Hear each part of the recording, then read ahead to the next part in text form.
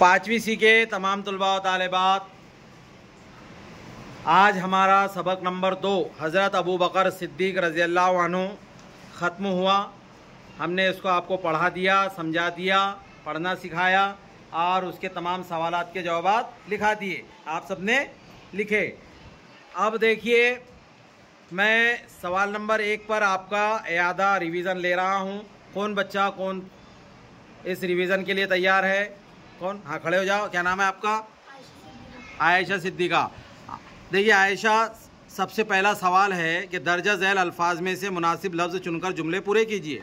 Bracket में लफ्ज़ दिए हुए हैं मदद, गुलामी, महाजिर, जानो माल, मंजर।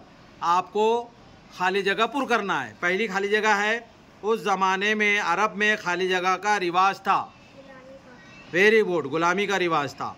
अब दूसरी खाली जगह है, दूसरा सवाल है कि हज़रत अबू बकर सिद्दीक़ रज़ी अल्लाह अन्हु इस दर्दनाक खाली जगह की ताब ना ला सके।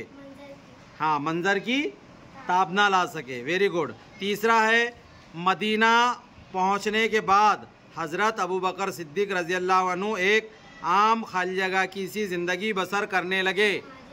काहे की? काहे की? हाँ, मुहाजिर की। काहे की?